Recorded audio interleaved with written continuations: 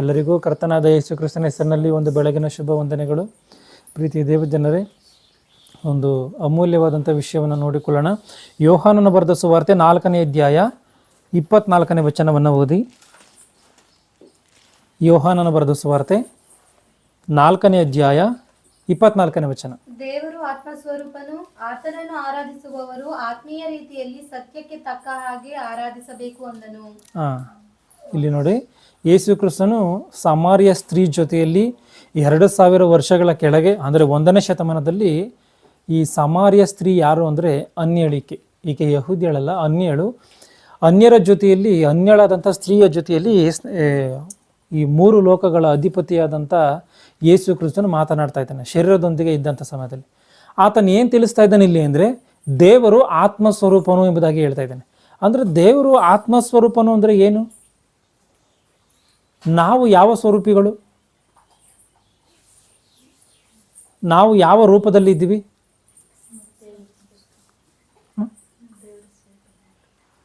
ದೇವರ ಸ್ವರೂಪವೇ. ದೇವರ ಸ್ವರೂಪ ನಮ್ಮ ಆತ್ಮವ, ಶರೀರವ?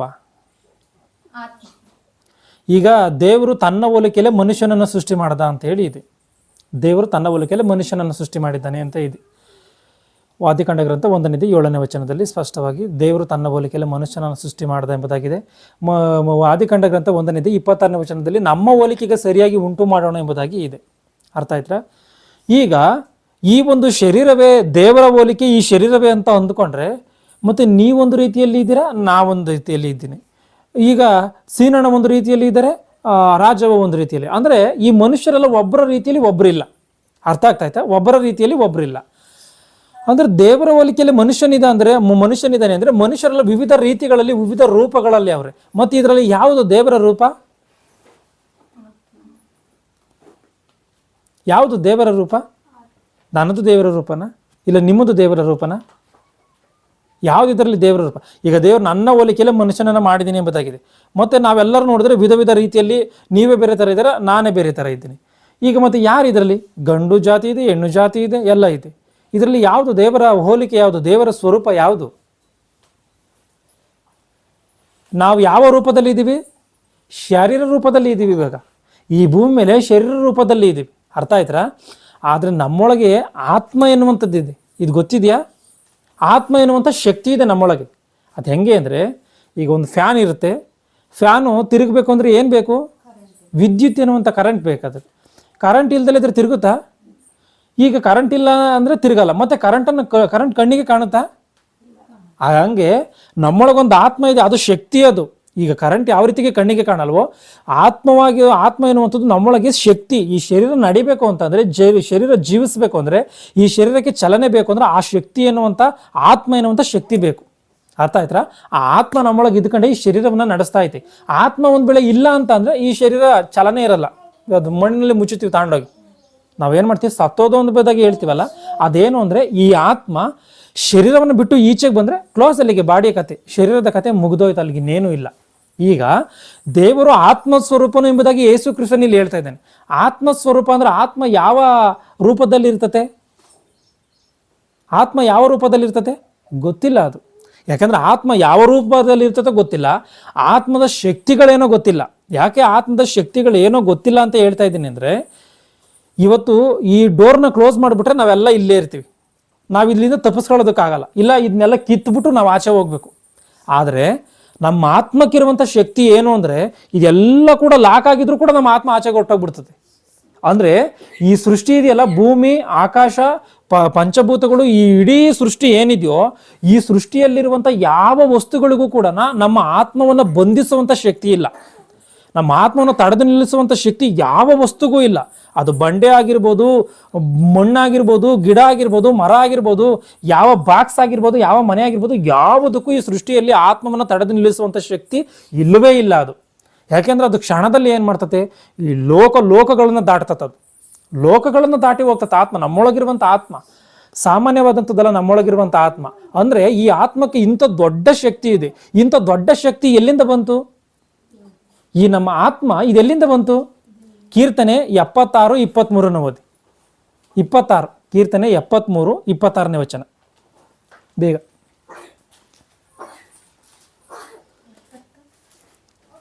73-26. ತನುಮನಗಳು ಕ್ಷಯಿಸಿದರೂ ನನ್ನ ಆತ್ಮಕ್ಕೆ ಶರಣನು ನನ್ನ ಶಾಶ್ವತವಾದ ಪಾಲು. ನನ್ನ ಶಾಶ್ವತವಾದ ಪಾಲು ಎಂಬುದಾಗಿದೆ. ಪಾಲು ಅಂದ್ರೆ ಏನು? ಈಗ ಜಾತ್ರೆಗಳು ಬಂದಂಥ ಸಮಯದಲ್ಲಿ, ಹಬ್ಬಗಳು ಬಂದಂಥ ಸಮಯದಲ್ಲಿ ಒಂದು ಮೇಕೆಯನ್ನು ಕುಯ್ದುಬಿಟ್ಟು ಏನು ಮಾಡ್ತಾರೆ? ಭಾಗಗಳನ್ನು ಮಾಡ್ತಾರೆ, ಪಾಲುಗಳನ್ನು ಮಾಡ್ತಾರೆ. ಬೈಬಲಲ್ಲಿ ನಿಮ್ಮದು ಇಲ್ಲಿದೆ ಅಂತ ತಗೊಳ್ಳಿ. ಪಾಲುಗಳನ್ನು ಮಾಡ್ತಾರೆ ಅಂದರೆ ಮಾಂಸವನ್ನು ವಿಭಜನೆ ಮಾಡಿಬಿಡ್ತಾರೆ. ಅಂದರೆ ಒಂದೇ ಮೇಕೆಯನ್ನು ವಿಭಜನೆ ಮಾಡ್ತಾರಾ? ಬರ್ತಡೇ ಸಮಯದಲ್ಲಿ ಒಂದೇ ಕೇಕ್ ತರ್ತೀವಿ, ಒಂದು ಕೇಕ್ ತಂದು ಅದನ್ನೆಲ್ಲ ಪೀಸ್ ಮಾಡ್ತೀವ. ಆಗ ಹಂಗೆ ದೇವರು ಎನ್ನುವಂಥದ್ದು ಒಂದು ದೊಡ್ಡ ಶಕ್ತಿ. ಅದು ಅದರಲ್ಲಿ ಏನಾಗಿದ್ದೀವಿ? ಪಾಲುಗಳಾಗಿದ್ದೀವಿ ನಾವೆಲ್ಲನ. ಅಂದ್ರೆ ನಮ್ಮ ಆತ್ಮ ದೇವರಿಂದ ಬಂದಿರುವಂಥದ್ದು. ದೇವರಿಗೆ ಯಾವ ರೀತಿಯಾಗಿ ಹುಟ್ಟು ಸಾವು ಇಲ್ವೋ, ಆದಿ ಅಂತ್ಯ ಇಲ್ವೋ, ಪ್ರಾರಂಭ ಕೊನೆ ಎನ್ನುವಂಥದ್ದು ಇಲ್ವೋ, ನಮ್ಮ ಆತ್ಮಕ್ಕೂ ಕೂಡ ಸಾವಿಲ್ಲ. ಅರ್ಥ ಆಯ್ತಾ? ಆತ್ಮ ಅಂದ್ರೆ ಕಣ್ಣಿಗೆ ಕಾಣಲ್ಲ, ಈ ಶರೀರ ಅಲ್ಲ. ಆತ್ಮ ಅಂದ್ರೆ ಈ ಶರೀರ ಅಲ್ಲ, ಶರೀರವೇ ಬೇರೆ, ಆತ್ಮವೇ ಬೇರೆ. ಅರ್ಥ ಆಯ್ತಾ? ಇಲ್ಲಿ ಯೇಸು ಕ್ರಿಸ್ತನ್ ಏನಂತ ಹೇಳ್ತಾ ಇದ್ದಾನೆ? ದೇವರು ಆತ್ಮ ಸ್ವರೂಪನು ಎಂಬುದಾಗಿ ಹೇಳ್ತಾ ಇದ್ದಾನೆ. ಅಂದ್ರೆ ದೇವರಿಗೆ ಶರೀರ ಇಲ್ಲ. ನಮಗಿದ್ದಂಗೆ ಕೈ, ಈ ಮಾಂಸ ಐತಲ್ಲ, ಇದಿಲ್ಲ ದೇವರಿಗೆ. ದೇವರಿಗೂ ಕೂಡ ಈ ಶರೀರ ಇಲ್ಲ, ಭೂತಕ್ಕೂ ಕೂಡ ಈ ಶರೀರ ಇಲ್ಲ. ಅಂದ್ರೆ ಸೈತಾನನಿಗೂ ಕೂಡ ಈ ಶರೀರ ಇಲ್ಲ. ಅರ್ಥ ಮಾಡ್ಕೊಳ್ಬೇಕು ಚೆನ್ನಾಗಿ. ಯೇಸು ಕ್ರಿಸ್ತನ ಒಂದು ಮಾತನ್ನ ಹೇಳ್ತಾನೆ, ನೀರಿನ ಮೇಲೆ ಯೇಸು ಕ್ರಿಸ್ತ ನಡ್ಕೊಂಬರುವಂಥ ಸಂಗತಿ ಗೊತ್ತಿದೆಯಲ್ಲ ನಿಮಗೆ. ಆವಾಗ ಪೇತ್ರನು ಅವರೆಲ್ಲ ನಾ ಭೂತ ಎಂಬುದಾಗಿ ಭಯಪಟ್ಟು ಬಿಡ್ತಾರೆ. ಆವಾಗ ಯೇಸು ಕ್ರಿಸ್ತನ್ ಏನಂತ ಹೇಳ್ತಾನೆ? ನಿಮ್ಗೆ ಕಾಣುವ ಪ್ರಕಾರ ನನಗೆ ಎಲುಬುಗಳು ಮಾಂಸವೂ ಇದೆ. ಅಂದ್ರೆ ಮೂಳೆ ಮಾಂಸ ಎನ್ನುವಂಥದ್ದು, ಶರೀರ ಎನ್ನುವಂಥದ್ದು ನನಗಿದೆ, ಅವು ಭೂತಕ್ಕಿಲ್ಲ ಅಂತ. ಅಂದ್ರೆ ಆತ್ಮಕ್ಕೆ ಈ ಆತ್ಮ ಅಂದ್ರೆ ಈ ಶರೀರ ಎನ್ನುವಂಥದ್ದಲ್ಲ ಅಲ್ಲ. ಅರ್ಥ ಆಯ್ತಾ? ದೇವರಿಗೆ ನಮ್ಮಂಥ ಶರೀರ, ಕಣ್ಣು, ಈ ರೀತಿಯಾಗಿ ಶರೀರ ಎನ್ನುವಂಥದ್ದಿಲ್ಲ. ಅಂದ್ರೆ ಆತ್ಮಕ್ಕೆ ನೋಡುವಂಥ ಶಕ್ತಿ ಇದೆಯಾ? ನೋಡುವಂಥ ಶಕ್ತಿ ಇದೆ, ಮಾತನಾಡುವಂಥ ಶಕ್ತಿ ಇದೆ, ನಡೆಯುವಂಥ ಶಕ್ತಿ ಇದೆ. ಎಲ್ಲ ಶಕ್ತಿನೂ ಆತ್ಮಕ್ಕೆ ಇರೋದು. ಇದು ನಿಮಗೆ ತಿಳಿದಲೇ ಇರುವಂಥ ವಿಚಾರ. ಹೆಂಗೆ ಅಂದರೆ, ಐಶ್ವರ್ಯವಂತನು ಲಾಜರನ್ ಸತ್ತೋಗ್ತಾನೆ ಗೊತ್ತಿದೆಯಾ ನಿಮಗೆ? ಲೂಕನ ಬರೆದ ಸುವಾರ್ತೆ 16ನೇ ಗೊತ್ತಿದೆಯಾ? ಗೊತ್ತಿದ್ರೆ ಓದಿಸ್ತೀನಿ, ಗೊತ್ತಿಲ್ಲ ಅಂದ್ರೆ ಓದಿಸ್ತೀನಿ. ಗೊತ್ತಿದ್ರೆ ಹೇಳಿ. ಗೊತ್ತಿದೆಯಾ?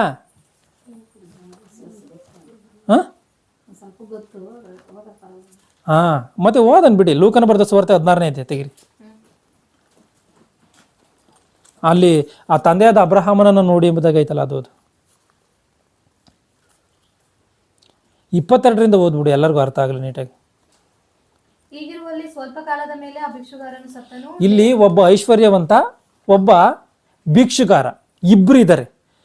ಇಬ್ಬರಲ್ಲಿ ಒಬ್ಬ ಭಿಕ್ಷುಗಾರ ಇದ್ನಲ್ಲ, ಅಂದ್ರೆ ಲಾಜರ್ನ ಎನ್ನುವಂತವನು, ಆ ಭಿಕ್ಷುಗಾರ ಇದ್ನಲ್ಲ, ಆತನು ಸತ್ತೋಗಿದ್ದಾನೆ. ಸತ್ತೋದಾಗ ಏನಾಗಿದೆ ಓದಿ. ಹೀಗಿರುವಲ್ಲಿ ಸ್ವಲ್ಪ ಕಾಲದ ಮೇಲೆ ಆ ಭಿಕ್ಷುಗಾರನು ಸತ್ತನು. ದೇವದೂತರು ಅವನನ್ನು ತೆಗೆದುಕೊಂಡು ಹೋಗಿ ಅಬ್ರಹಾಮನ ಎದೆಗೆ ಒರಗಿಸಿದ್ದರು. ಆ ಐಶ್ವರ್ಯವಂತನು ಸಹ ಸತ್ತನು. ಅವನಿಗೆ ಉತ್ತರ ಕ್ರಿಯೆಗಳು ಆದವು. ಆತನು ಪಾತಾಳದೊಳಗೆ ಯಾತನೆ ಪಡುತ್ತಾ ಇರುವಲ್ಲಿ ಕಣ್ಣೆತ್ತಿ ದೂರದಿಂದ ಅಬ್ರಹಾಮನನ್ನು ಇವನ ಎದೆಗೆ ಒರಗಿಕೊಂಡಿದ್ದ ಲಾಜರನನ್ನು ನೋಡಿ ಎಂಬುದಾಗಿದೆ. ನೋಡಿ ಇಲ್ಲಿ ಗಮನಿಸಿ. ಐಶ್ವರ್ಯವಂತನು ಸತ್ತೋಗಿದ್ದಾನೆ, ಲಾಜರನು ಸತ್ತೋಗಿದ್ದಾನೆ. ಲಾಜರನನು ನೀತಿವಂತರಿರುವಂಥ ಪರದೇಶಿಗೆ ಹೋಗಿದ್ದಾನೆ. ಐಶ್ವರ್ಯವಂತನ ಏನು ಮಾಡಿದ್ದಾನೆ? ನರಕಕ್ಕೆ ಹೋಗಿದ್ದಾನೆ. ನರಕದಿಂದ ಏನು ಮಾಡ್ತಾ ಇದ್ದಾನೆ? ದೂರದಿಂದ ಅಬ್ರಹಾಮನನ್ನು ಅವನ ಎದೆಗೆ ಹೊರಗಿಕೊಂಡಿದ್ದಂಥ ಲಾಜರನನ್ನು ನೋಡಿ ಎಂಬುದಾಗಿದೆ. ಈಗ ನಾವು ಸತ್ತೋದಾಗ ಏನಾಗುತ್ತೆ? ಶರೀರ ಈ ಭೂಮಿ ಮೇಲೆ ಉಳ್ತೀವ, ಅದು ಈ ಭೂಮಿಯಲ್ಲಿ ಹೋಗ್ಬಿಡ್ತತೆ, ಕೊಳ್ತೋಗ್ಬಿಡ್ತತೆ. ಅಂದರೆ ಈ ಪ್ರಕೃತಿಯಲ್ಲಿ ಬೆರ್ತೋಗ್ಬಿಡ್ತತೆ ಶರೀರ. ಆದರೆ ನಮ್ಮ ಆತ್ಮ ಏನು ಮಾಡುತ್ತೆ? ಆತ್ಮ ಎಲ್ಲಿಗೆ ಹೋಗುತ್ತೆ? ಇಲ್ಲೇ ಇರ್ತತ? ಗಿಡಗಳ ಮೇಲೆ ಓಡಾಡ್ತತ? ಇಲ್ಲ ಯಾರಿಗೋ ಹೋಗಿ ಸೇರ್ಕೊಳ್ತತ? ಸತ್ತು ದೆವ್ವಾಗಿ ಎದ್ದು ಬರ್ತತ? ಇದು ಯಾವುದೂ ಆಗಲ್ಲ. ಸತ್ತವರು ಎದ್ದು ಬರೋದೂ ಇಲ್ಲ. ಆ ಆತ್ಮ ಈ ಲೋಕದಲ್ಲಿ ಇರೋದೇ ಇಲ್ಲ. ಚೆನ್ನಾಗಿದ್ದನ್ನು ಅರ್ಥ ಮಾಡ್ಕೋಬೇಕು. ಆ ಆತ್ಮ ಈ ಲೋಕದಲ್ಲಿ ಯಾವುದೇ ಕಾರಣಕ್ಕೂ ಒಂದೇ ಒಂದು ಸೆಕೆಂಡು ಇರೋದಕ್ಕೆ ಅದಕ್ಕೆ ಅನುಮತಿ ಇಲ್ಲ. ಯೋಬನ ಗ್ರಂಥ 21:13 ಓದ್ಕೊಳ್ಳಿ. ಓದಿ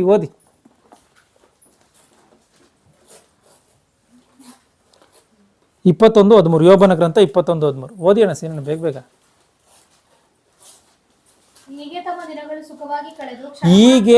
ಹೀಗೆ ತಮ್ಮ ಸುಖಗಳನ್ನ, ತಮ್ಮ ಜೀವಮಾನವನ್ನು ಸುಖವಾಗಿ ಕಳೆದು ಕ್ಷಣ ಮಾತ್ರದಲ್ಲಿ ಅನಾಯಾಸವಾಗಿ ಸಮಾಧಿಗೆ ಇಳಿಯುವರು ಅಂತ ಐತಿ. ಆದರೆ ತೆಲುಗು ಬೈಬಲಲ್ಲಿ ಇದೇ ಮಾತು ಏನೈತೆ ಅಂದ್ರೆ, వారు శ్రేయస్సు కలిగి తమ దినమును గడుపుదురు ఒక్క క్షణములోనే పాతాళమునకు దిగుదురు ಅಂತ ಐತಿ.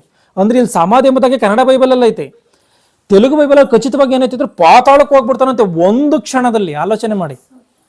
ನಾವು ಆ HD ಕೋಟೆಯಿಂದನ ಈ ಊರಿಗೆ ಬರೋದಕ್ಕೆ ಹೆಚ್ಚು ಕಡಿಮೆ ಅಂದ್ರೆ ಒಂದು 10-15-20 ನಿಮಿಷ ಹಿಡಿದಿದೆ. ಆದರೆ ಇನ್ನೊಂದು ಲೋಕಕ್ಕೆ ನಮ್ಮ ಆತ್ಮ ಪ್ರಯಾಣ ಮಾಡುವುದಕ್ಕೆ ಬೇಕಾಗಿರುವಂಥ ಸಮಯ ಒಂದೇ ಕ್ಷಣ. ಒಂದು ಕ್ಷಣದಲ್ಲಿ ಇನ್ನೊಂದು ಲೋಕಕ್ಕೆ ಹೊರಟೋಗುತ್ತೆ. ಅರ್ಥ ಆಯ್ತಾ? ಆತ್ಮಕ್ಕಿರುವಂಥದ್ದು ಅಂಥ ಶಕ್ತಿ. ಅಂದರೆ ದೇವರ ಪಾಲಾಗಿರುವಂಥ ನಮ್ಮ ಆತ್ಮಕ್ಕೆ ಇಂಥ ಶಕ್ತಿ ಇದೆ. ಆಲೋಚನೆ ಮಾಡಿ. ಇಲ್ಲಿ ಏನಿದೆ, ಇವನು ದೂರದಿಂದ ಅಬ್ರಹಾಮನನ್ನ ಮತ್ತೆ ಆ ಲಾಜರ್ನನ್ನ ನೋಡ್ತಾ ಇದ್ದಾನಂತೆ. ಶರೀರ ಎನ್ನುವಂಥದ್ದು ಭೂಮಿ ಮೇಲೆ ಮಣ್ಣಲ್ಲಿ ಮುಚ್ಚಿ ಕೊಳತೋಗಿದೆ. ಮತ್ತು ಅವನ ಹೆಂಗಲ್ಲ ಆತ್ಮವಾಗಿ ಇರುವಂಥವ್ನು ಹೆಂಗೆ ನೋಡೋದಕ್ಕೆ ಸಾಧ್ಯ? ಅರ್ಥ ಆಗ್ತಾ ಇರ್ತಾರ ನಾನು ಹೇಳೋದು?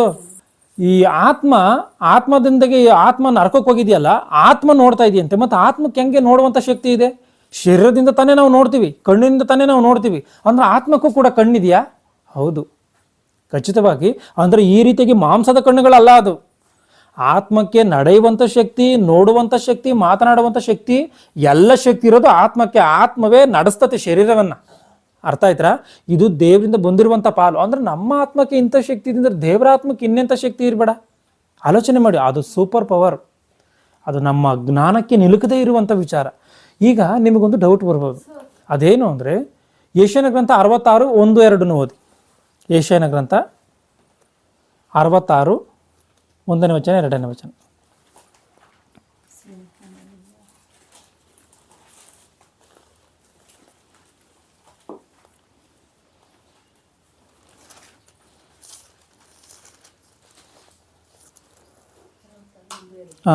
ಯೆಹೋವನು ಹೀಗನ್ನುತ್ತಾನೆ, ಆಕಾಶವು ನನಗೆ ಸಿಂಹಾಸನ, ಭೂಮಿಯು ನನಗೆ ಪಾದಪೀಠ. ಸಾಕು ನೋಡಿ. ಆಕಾಶ ನನಗೆ ಸಿಂಹಾಸನ, ಭೂಮಿ ಪಾದಪೀಠ ಅಂತ ಐತಿ. ಅಂದ್ರೆ ಪಾದಪೀಠ ಅಂದ್ರೆ ಏನು? ರಾಜರುಗಳು ಆಗಿನ ಕಾಲದಲ್ಲಿ, ಹಿಂದಿನ ಕಾಲದಲ್ಲಿ ಅವರ ಕಾಲನ್ನು ಇಟ್ಕೊಳ್ಳೋದಕ್ಕೋಸ್ಕರ ಚಿಕ್ಕದೊಂದು ಸ್ಟೂಲನ್ನು ಮಾಡ್ಕೊಂತ ಇದ್ರು. ಅದೇ ಪಾದಪೀಠ. ಅಂದ್ರೆ ಅದೇನು ಅಂದ್ರೆ ಅಧಿಕಾರವನ್ನು ಸೂಚನೆ ಮಾಡುವಂಥದ್ದು. ಈಗ ದೇವರಿಗೆ ಕಾಲೇ ಇಲ್ಲ ಅಂದ್ರೆ, ಪಾದವೇ ಇಲ್ಲ ಅಂದ್ರೆ ದೇವ್ರು ಯಾವ ರೀತಿಯಾಗಿ ಕಾಲನ್ನು ಭೂಮಿ ಮೇಲೆ ಇಟ್ಕೊಂತಾನೆ? ನಮ್ಗೆ ಈ ಆಲೋಚನೆ ಬರ್ತದೆ. ಆದರೆ ದೇವರಿಗೇನೋ ಈ ರೀತಿಯಾಗಿ ಮಾಂಸದ ಶರೀರದ ಕಾಲನ್ನು ಇಟ್ಕೊಂಡಿದ್ದಾನೆ ಅಂತ ಅಲ್ಲ ಇದ್ರ ಅರ್ಥ. ಈ ಭೂಮಿಯಿಂದ ಆಕಾಶಕ್ಕೆ ಇರುವಂಥ ದೂರವನ್ನು ವಿಜ್ಞಾನಿಗಳಿಗೆ ಇವತ್ತು ಕಂಡುಹಿಡಿಯೋಕ್ಕಾಗಿಲ್ಲ. ಇಂಥ ಆಧುನಿಕತೆ ಬಂದರೂ ಇವತ್ತಿಗೂ ಕಂಡುಹಿಡಿಯೋದಕ್ಕಾಗಿಲ್ಲ. ಎಷ್ಟೋ ಲೈಟ್ ಇಯರ್ಗಳು ಎಂಬುದಾಗಿ ಹೇಳ್ತದೆ. ಈ ಲೈಟ್ ಇಯರ್ ಏನು ಅಂದರೆ, ಹಂಗಂದ್ರೆ ಅದ್ರ ಅರ್ಥ ಏನಪ್ಪ ಅಂದರೆ, ಈ ಮಿಂಚು ಬರುತ್ತಲ್ಲ, ಮಿಂಚು, ಇದು 1 ಸೆಕೆಂಡಿಗೆ 3 ಲಕ್ಷ ಕಿಲೋಮೀಟರ್ ಸ್ಪೀಡ್ ಹೋಗುತ್ತೆ. 3 ಲಕ್ಷ ಕಿಲೋಮೀಟರ್ ದೂರ ಹೋಗಿರ್ತದೆ.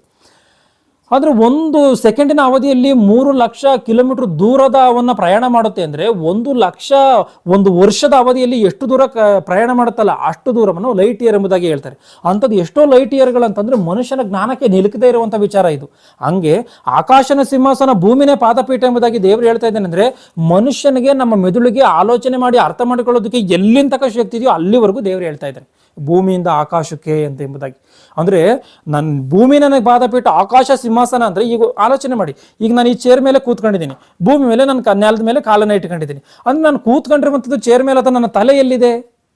ತಲೆ ಎಲ್ಲಿದೆ ನಂದು? ಇನ್ನೂ ಮೇಲಿದೆಯಾ? ಈ ಚೇರ್ ಬಿಟ್ಟು ಇನ್ನೂ ಮೇಲಿದೆಯಾ?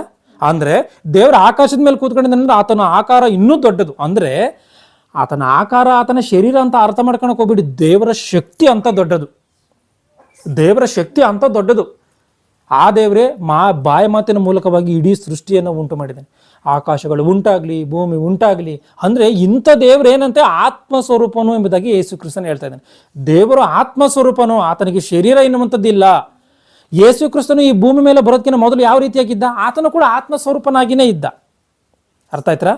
ಆತ್ಮಸ್ವರೂಪನಾಗಿದ್ದಂಥವನು ಈ ಭೂಮಿ ಮೇಲೆ ಬಂದಾಗ ಶರೀರವನ್ನು ಧರಿಸ್ಕೊಂಡು ಈಚೆಗೆ ಬಂದಿದ್ದಾನೆ ಅಷ್ಟೇ. ದೇವರ ಆತ್ಮಸ್ವರೂಪನು, ಆತನನ್ನು ಆರಾಧಿಸುವವರು ಆತ್ಮೀಯ ರೀತಿಯಲ್ಲಿ ಸತ್ಯಕ್ಕೆ ತಕ್ಕ ಹಾಗೆ ಆರಾಧಿಸಬೇಕು ಅಂತ ಐತೆ. ಅಂದ್ರೆ ಆತ್ಮೀಯ ರೀತಿಯಲ್ಲಿ ಅಂದ್ರೆ ಏನರ್ಥ? ಆತ್ಮೀಯ ರೀತಿಯಲ್ಲಿ ಅಂದ್ರೆ ಏನರ್ಥ? ಆತ್ಮ ಅಂದ್ರೆ ಯಾರು? ದೇವರ ಆತ್ಮ ಅಂತ ಗೊತ್ತಿದೆ, ನಮ್ಮಲ್ಲೂ ಆತ್ಮ ಇದೆ ಅಂತ ಗೊತ್ತಿದೆ. ಆತ್ಮೀಯ ರೀತಿಯಲ್ಲಿ ಅಂತಂದ್ರೆ, ಈಗ ನಮ್ಮ ಆತ್ಮ ನಡೆಸುವಂತ, ನಾವು ನಮ್ಮ ಆತ್ಮಗಳಲ್ಲಿ ನಡೀತಿರುವಂಥದ್ದು ನೋಡಿದ್ರೆ ಪಾಪದಲ್ಲಿ ನಡೀತಾ ಇದೆ. ಅರ್ಥ ಆಯ್ತಾ? ಮತ್ತು ಆತ್ಮೀಯ ರೀತಿಯಲ್ಲಿ ಅಂದರೆ ಯಾವ ಆತ್ಮದ ಒಂದು ರೀತಿಯಲ್ಲಿ? ಯಾವ ಆತ್ಮದ ರೀತಿಯಲ್ಲಿ? ಪವಿತ್ರಾತ್ಮನ ರೀತಿಯಲ್ಲಿ. ಅಂದರೆ ಪವಿತ್ರಾತ್ಮನು ದೇವರ ಮಾತುಗಳಿಗೆ ಅನುಸಾರವಾಗಿ ಬದುಕ್ತಾನ ಇಲ್ವಾ? ಪವಿತ್ರಾತ್ಮನಾದಂಥ ದೇವರು ದೇವರ ಮಾತುಗಳಿಗೆ ಅನುಸಾರವಾಗಿ ಬದುಕ್ತಾನೆ. ಬದುಕ್ತಾನೆ. ಆ ದೇವರ ಆಜ್ಞೆಗಳನ್ನು ನೆರವೇರಿಸೋದಕ್ಕೋಸ್ಕರ ಈ ಭೂಮಿ ಮೇಲೆ ಬಂದಿದೆ. ಪವಿತ್ರಾತ್ಮ ನಿಮ್ಮೊಳಗಿದ್ದಾನ? ನೀವು ದೀಕ್ಷಾ ಸ್ನಾನ ಮಾಡಿಸ್ಕೊಂಡಿದ್ದೀರಾ? ಯಾರ್ಯಾರು ಮಾಡಿಸ್ಕೊಂಡಿದ್ದೀರಾ? 3 ಜನ. ನಿಮ್ಮಲ್ಲಿ ನಿಮ್ಮ 4 ಜನದಲ್ಲಿ ಪವಿತ್ರಾತ್ಮನಿಲ್ವಾ? ಹೆಂಗೆ ಹೇಳ್ತೀರಾ? ನಮ್ಮ ಮಾತುಗಳಲ್ಲಿ ಈ ಮೊದಲು ಇದ್ದ ಆಲೋಚನೆಗಳಲ್ಲಿ ಅದೆಲ್ಲ ಇಲ್ಲ ಅಂದಾಗ ನಮ್ಮ ದೇವರು ನಮ್ಮಲ್ಲ ಅವರ ಅಂತ ಅದೆಲ್ಲ ಆಲೋಚನೆ ಇವೆಲ್ಲ ಇರಲಿಲ್ಲ ಅಂದರೆ ಅಂದರೆ ನಾವೇಂದ್ರೆ ಸತ್ತು ಬದುಕಿದಂಗ ದೇವ್ರು ನಮ್ದಿಂದ ಈಚೆಗೆ ನಾವೆಲ್ಲ ಒಂಥರ ಬದಲಾಗಿವೆ. ಅದರಿಂದ ನಾವು ದೇವ್ರು ನಮ್ಮ ಮಗವ್ರ ಬದಲಾಗ್ದಲೇ ಇದ್ರೆ, ತಪ್ಪು ಮಾಡ್ತಾ ಇದ್ರೆ ಮಾಡಲ್ಲ ಹಂಗೆ. ಅಲ್ಲ, ಮೊದಲೇ ಈಗ ನಾನು ದೀಕ್ಷಾ ಸ್ನಾನ ಮಾಡಿಸ್ಕೊಂಡಿದ್ದೀನಿ, ನಾನು ತಪ್ಪು ಮಾಡ್ತಾ ಇರ್ತೀನಿ, ಹಂಗಾದ್ರೆ ಪವಿತ್ರಾತ್ಮ ನನ್ನೊಳಗೆ ಇರಲ್ವಾ? ಇರ್ತಾರ? ಹೆಂಗೆ ಇರ್ತಾರೆ? ಇರಲ್ಲ. ಅಪೊಸ್ತಲರ ಕೃತ್ಯಗಳು 2:38 ಓದಿ. ಅಪೊಸ್ತಲರ ಕೃತ್ಯಗಳು 2ನೇ ಅಧ್ಯಾಯ 38ನೇ ವಚನ ಓದಿ. ನೀವೇ ಓದಿ, ಗಟ್ಟಿಯಾಗಿ ಬರಂಗಿದ್ರೆ. ಓದಕ್ಕೆ ಬರಲ್ವಾ? ಕನ್ನಡ ಓದಲ್ಲ? ಆಯ್ತಾಯ್ತು, ಓದ್ತಾರ ಆಂಟಿ. ಅಪೊಸ್ತಲರ ಕೃತ್ಯಗಳು 2:38 ಓದೋಣ ಬೇಗ. ನಿಮ್ಮ ಪಾಪಗಳು ಪರಿಹಾರವಾಗುವುದಕ್ಕಾಗಿ ನಿಮ್ಮಲ್ಲಿ ಪ್ರತಿಯೊಬ್ಬನು ದೇವರ ಕಡೆಗೆ ತಿರುಗಿಕೊಂಡು ಯೇಸು ಕ್ರಿಸ್ತನ ಹೆಸರಿನ ಮೇಲೆ ದೀಕ್ಷಾ ಸ್ನಾನವನ್ನು ಮಾಡಿಸ್ಕೊಳ್ರಿ. ಆಗ ನೀವು ಪವಿತ್ರಾತ್ಮ ದಾನವನ್ನು ಹೊಂದುವಿರಿ. ಸಾಕು, ಓದಿ ಆಂಟಿ ಅದನ್ನ. ಆ ವಾಗ್ದಾನವು ನಿಮಗೂ ನಿಮ್ಮ ಮಕ್ಕಳಿಗೂ ದೂರವಾಗಿರುವವರೆಲ್ಲರಿಗೂ ಅಂತೂ ನಮ್ಮ ದೇವರಾಗಿರುವಂತ ಕರ್ತನ ಕಡೆಗೆ ತನ್ನ ಕಡೆಗೆ ಕರೆಯುವವರೆಲ್ಲರಿಗೆ ಮಾಡೋಣವಾಗಿದೆ. ಅಂದ್ರೆ ಯಾವಾಗ ದೀಕ್ಷಾ ಸ್ನಾನವನ್ನು ಮಾಡಿಸ್ಕೊಂತೀವೋ ಅವಾಗ ಪವಿತ್ರಾತ್ಮ ದಾನ ಮಾಡಲ್ಪಡ್ತತೆ. ಅಂದ್ರೆ ಅದರ ಅರ್ಥ ಏನು? ನಾವು ತಂದೆ ಮಗ ಪವಿತ್ರಾತ್ಮನ ಹೆಸರಿನಲ್ಲಿ ನಾವು ದೀಕ್ಷಾ ಸ್ನಾನ ಮಾಡಿಸ್ಕೊಂಡಿದ್ದೆ ಆದ್ರೆ ಪವಿತ್ರಾತ್ಮನು ನಮ್ಮೊಳಗೆ ಬಂದ್ಬಿಡ್ತಾನೆ. ಅರ್ಥ ಆಯ್ತಾ? ನಾವು ತಪ್ಪು ಮಾಡಿಬಿಟ್ರದ್ದಂಗೆನೇ ಬಿಟ್ಟು ಹೋಗ್ಬಿಡ್ತಾನೆ ಎನ್ನುವಂಥ ಮಾತು ತಪ್ಪು. ಪವಿತ್ರಾತ್ಮನ ನಾವು ತಪ್ಪು ಮಾಡಿದ್ರೆ ಬಿಟ್ಟು ಹೋಗ್ತಾನೆ ನಮ್ಮನ್ನ? ಏನು ಅಂದ್ಕೊಂಡಿದ್ದೀರಾ ನೀವು? ಪವಿತ್ರಾತ್ಮನು ನಾವು ತಪ್ಪು, ಈಗ ನಾನು ದೀಕ್ಷಾ ಸ್ನಾನ ಮಾಡಿಸ್ಕೊಂಡಿದ್ದೀನಿ. ಇವತ್ತು ದೀಕ್ಷಾ ಸ್ನಾನ ಮಾಡಿಸ್ಕೊಂಡು ಏನು ಮಾಡಿದ್ದೀನಿ? ಪವಿತ್ರಾತ್ಮನ ಆಗಮನವನ್ನು ಪಡ್ಕೊಂಡಿದ್ದೀನಿ. ಪವಿತ್ರಾತ್ಮ ನನ್ನೊಳಗಿದ್ದಾನೆ. ನಾಳೆ ಏನು ಮಾಡ್ತೀನಿ? ಸುಳ್ಳು ಹೇಳ್ಬಿಡ್ತೀನಿ ನಾನು ಬಾಯಿಂದ. ಪವಿತ್ರಾತ್ಮನ ಬಿಟ್ಟು ಹೋಗ್ಬಿಡ್ತಾನೆ ಅವಾಗ? ಆತನ ಕ್ಷಮಿಸೋದಲ್ಲ, ಆತನ ಏನು ಮಾಡ್ತಾನೋ ರೋಮರು 8:26 ಓದಿ. ರೋಮಪುರದವರಿಗೆ ಬರೆದ ಪತ್ರಿಕೆ 8ನೇ 26ನೇ ವಚನದಲ್ಲಿ ಪವಿತ್ರಾತ್ಮನ ಏನ್ ಮಾಡ್ತಾನೋ ನೋಡಿ. ನಮ್ಮೊಳಗಿರುವಂತ ಪವಿತ್ರಾತ್ಮನು ಆಗ ಪವಿತ್ರಾತ್ಮನು ಸಹ ನಮ್ಮ ಆಸಕ್ತಿಯನ್ನು ನೋಡಿ ಸಹಾಯ ಮಾಡುತ್ತಾನೆ. ಹೇಗೆಂದರೆ ನಾವು ತಕ್ಕ ಪ್ರಕಾರ ಏನು ಬೇಡಿಕೊಳ್ಳಬೇಕು ನಮಗೆ ಗೊತ್ತಿಲ್ಲದಿದ್ದರಿಂದ ಪವಿತ್ರಾತ್ಮನು ತಾನೇ ಮಾತಿಲ್ಲದಂತ ನರಳಾಟದಿಂದ ನಮಗೋಸ್ಕರ ಬೇಡಿಕೊಳ್ಳುತ್ತಾನೆ.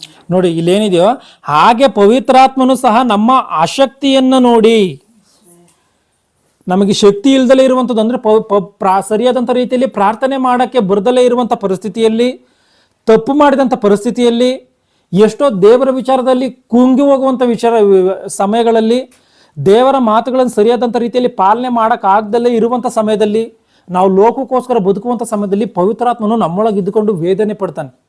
ಅದೇ ಇಲ್ಲಿದೆ. ಹಾಗೆ ಪವಿತ್ರಾತ್ಮನು ಸಹ ನಮ್ಮ ಅಶಕ್ತಿಯನ್ನು ನೋಡಿ ಸಹಾಯ ಮಾಡುತ್ತಾನೆ. ಹೇಗೆಂದರೆ ನಾವು ತಕ್ಕ ಪ್ರಕಾರ ಏನು ಬೇಡಿಕೊಳ್ಳಬೇಕೋ ನಮಗೆ ಗೊತ್ತಿಲ್ಲದ್ದರಿಂದ ಪವಿತ್ರಾತ್ಮನು ತಾನೇ ಮಾತಿಲ್ಲದಂಥ ನರಳಾಟದಿಂದ ನಮಗೋಸ್ಕರ ಬೇಡಿಕೊಳ್ಳುತ್ತಾನೆ. ಪವಿತ್ರಾತ್ಮನು ತಾನೇ ಮಾತಿಲ್ಲದಂಥ ನರಳಾಟದಿಂದ ಬೇಡಿಕೊಳ್ತಾನಂತೆ. ಅಂದ್ರೆ ಇವತ್ತು ಯಾರೋ ಚಿಕ್ಕ ಮಕ್ಕಳುಗಳು ಏನೋ ಒಂದು ಕೇಳ್ತಾರೆ, ಅವಾಗ ಕೊಡಿಸ್ತಲೇ ನಾವೇನೋ ಗದ್ರ ಬಿಟ್ರೆ ಅವ್ರು ನಮ್ಮನ್ನ ಧೈರ್ಯವಾಗಿ ಕೇಳೋದಕ್ಕೂ ಆಗ್ದಲೇ ಈತ ಸಮಾಧಾನವಾಗಿ ಇರ್ದಲೇನೆ ಅವ್ರು ಗೋಳಾಡಿ ವೇದನೆ ಪಡ್ತಿರ್ತಾರಲ್ಲ, ಆ ರೀತಿಯಾಗಿ ಪವಿತ್ರಾತ್ಮನು ಏನ್ ಮಾಡ್ತಾನಂತೆ? ವೇದನೆ ಪಡ್ತಾನಂತ ಆತನು. ಅಂದ್ರೆ ಸ್ವಾಮಿ ಇವನ್ ತಪ್ಪನ್ನ ಮಾಡ್ತಾ ಇದ್ದಾನೆ, ತಂದೆ ಇವನ್ ತಪ್ಪನ್ನ ಮಾಡ್ತಾ ಇದ್ದಾನೆ ಅಂತ ಹೇಳಿ ಆತನು ವೇದನೆ ಪಡ್ತಿರ್ತಾನಂತೆ. ಅಂದ್ರೆ ಪವಿತ್ರಾತ್ಮನು ನಾವು ತಪ್ಪನ್ನ ಮಾಡ್ತಿದ್ದಂಗೆ ಬಿಟ್ಟು ನಮ್ಮನ್ನ ಹೊರಟೋಗ್ಬಿಡಲ್ಲ. ಆತ ನಮ್ಮೊಳಗೆ ಇದ್ದುಕೊಂಡು ನಮಗೋಸ್ಕರ ದೇವರಿಗೆ ವಿಜ್ಞಾಪನೆ ಮಾಡ್ತಾನೆ. ತಂದೆ ಇವನನ್ನ ಕ್ಷಮಿಸ್ಬಿಡು, ಇವನ್ ತಪ್ಪನ್ನ ಮಾಡ್ತಾ ಇದ್ದಾನೆ, ಇವನನ್ನು ಕ್ಷಮಿಸ್ಬಿಡು ಎಂಬುದಾಗಿ ಪವಿತ್ರಾತ್ಮನ ಕೇಳ್ತಾನಂತೆ. ಅರ್ಥ ಆಯ್ತಾ? ಅಂದ್ರೆ ಆತ್ಮೀಯ ರೀತಿಯಲ್ಲಿ ಅಂತ ಹೇಳಿ ನಾವು ಓದಿದ್ವಲ್ಲ, ಯಾವ ಆತ್ಮೀಯ ರೀತಿಯಲ್ಲಿ ಅಂದ್ರೆ ಪವಿತ್ರಾತ್ಮನಿಗೆ ಅನುಸಾರವಾಗಿ. ಯಾಕೆಂದ್ರೆ ದೇವರ ವಿಚಾರದಲ್ಲಿ ಪರಿಪಕ್ವವಾದಂಥ ಜ್ಞಾನ ಮನುಷ್ಯನಿಗೆ ಇಲ್ಲದೇ ಇರುವಂಥ ಕಾರಣ ಯೇಸು ಕ್ರಿಸ್ತನು ಬಂದಿದ್ದಾನೆ, ದೇವರ ಬಗ್ಗೆ ತಿಳಿಸಿದ್ದಾನೆ. ಪವಿತ್ರಾತ್ಮನು ಬಂದಿದ್ದಾನೆ, ಸಕಲ ವಿಷಯದಲ್ಲಿ ಸತ್ಯಕ್ಕೆ ಸೇರಿಸ್ತೀನಿ ಎಂಬುದಾಗಿ ಆತನ ಏನು ಹೇಳಿದನು. ಮತ್ತೆ ಯೋಹಾನ ಸುವಾರ್ತೆ 16ನೇ 13ನೇ ವಚನದಲ್ಲಿ ಆತನ ಆ ಕೆಲಸದಲ್ಲಿ ಇದ್ದಾನೆ. ಅದನ್ನು ಓದಿ ಯೋಹಾನ್ ಸುವಾರ್ತೆ 16ನೇ ಅಧ್ಯಾಯ 13ನೇ ವಚನವನ್ನು. ಸತ್ಯದ ಆತ್ಮನು ಬಂದಾಗ ಆತನು ನಿಮ್ಮನ್ನು ನಡೆಸಿಕೊಂಡು ಹೋಗಿ ಸಕಲ ವಿಷಯದಲ್ಲಿಯೂ ಸತ್ಯದ ಆತ್ಮನು ಬಂದಾಗ ಅಂದ್ರೆ ಸತ್ಯದ ಆತ್ಮನ ಯಾರು? ಪವಿತ್ರಾತ್ಮನು ಬಂದಾಗ. ಅಂದ್ರೆ ಯೇಸು ಕ್ರಿಸ್ತನು ಭೂಮಿ ಮೇಲೆ ಇದ್ದುಕೊಂಡು ಈ ಮಾತುಗಳನ್ನು ಹೇಳ್ತಾ ಇದ್ದಾನೆ. ಅಂದ್ರೆ ನಾನು ಹೋಗ್ತೀನಿ, ನಾನು ಹೋದ್ಮೇಲೆ ಸತ್ಯದ ಆತ್ಮನು ಅಂದ್ರೆ ಪವಿತ್ರಾತ್ಮನು ಬರ್ತಾನೆ, ಆತನು ಬಂದು ಸಕಲ ವಿಷಯದಲ್ಲೂ ಕೂಡ ನಿಮ್ಮನ್ನ ಸತ್ಯಕ್ಕೆ ಸೇರಿಸ್ತಾನೆ ಅಂತ. ಯಾಕಂದ್ರೆ ಯೇಸು ಕ್ರಿಸ್ತನು ಈ ಭೂಲೋಕವನ್ನು ಬಿಟ್ಟು ಆತನ ಪರಲೋಕಕ್ಕೆ ಹೋಗುವಂಥ ಸಮಯದಲ್ಲಿ ಸಂಪೂರ್ಣವಾದಂಥ ಜ್ಞಾನ ಭೂಮಿ ಮೇಲೆ ಬಂದಿಲ್ಲ. ಅಂದ್ರೆ ಸಂಪೂರ್ಣವಾದಂಥ ಜ್ಞಾನವನ್ನು ಆತನು ಉಪದೇಶ ಮಾಡಿಲ್ಲ. ಆತನು ಉಪದೇಶ ಮಾಡ್ಕೊಂಡು ಬಂದಿದ್ದಾನೆ. ಆದ್ರೆ ಆತನು ಹೋಗುವಂಥ ಕಾಲ ಹತ್ರಕ್ಕೆ ಬಂದಿದೆ. ಅವಾಗ ಏನು ಮಾಡಿದ್ದಾನೆ? ಸಂಪೂರ್ಣವಾದಂಥ ಜ್ಞಾನವನ್ನು ಪವಿತ್ರಾತ್ಮನ ಬಂದು ನಿಮ್ಮನ್ನು ನಡೆಸ್ತಾನೆ. ನಾನಂತೂ ಈಗ ಹೋಗುವಂಥ ಸಮಯ ಹತ್ರಕ್ಕೆ ಬಂದಿದೆ ಎಂಬುದಾಗಿ ಹೇಳಿದ್ದೇನೆ. ಅದರಂತೆಯೇ ಅಪೊಸ್ತಲರ ಕೃತ್ಯಗಳು 2ನೇ ಅಧ್ಯಾಯದಲ್ಲಿ ಪವಿತ್ರಾತ್ಮನ ಬಂದಿದ್ದಾನೆ. ಯಾರು ದೀಕ್ಷಾಸ್ನಾನ ಮಾಡಿಸ್ಕೊಂತಾರೋ ಅವರೊಳಗೆ ಪವಿತ್ರಾತ್ಮನ ಇರ್ತಾನೆ. ನಮ್ಮನ್ನು ಸಕಲ ವಿಷಯದಲ್ಲೂ ಕೂಡ ಸತ್ಯಕ್ಕೆ ಸೇರಿಸುವಂಥದ್ರಲ್ಲಿ ಪ್ರಯತ್ನ ಮಾಡ್ತಿರ್ತಾನೆ. ಆದರೆ ನಾವು ಆ ಪವಿತ್ರಾತ್ಮನ ಒಂದು ವೇಳೆ ನಾವು ತಿರಸ್ಕಾರ ಮಾಡಿದ್ರೆ, ಪವಿತ್ರಾತ್ಮನ ತಿರಸ್ಕಾರ ಮಾಡಿದ್ರೆ ಏನಾಗುತ್ತೆ? ಇಬ್ರಿಯರಿಗೆ 10:26 ಓದಿ. 29 ಇಬ್ರಿಯರಿಗೆ ಬರೆದ ಪುಸ್ತಕ 10ನೇ ಅಧ್ಯಾಯ 29ನೇ ವಚನ.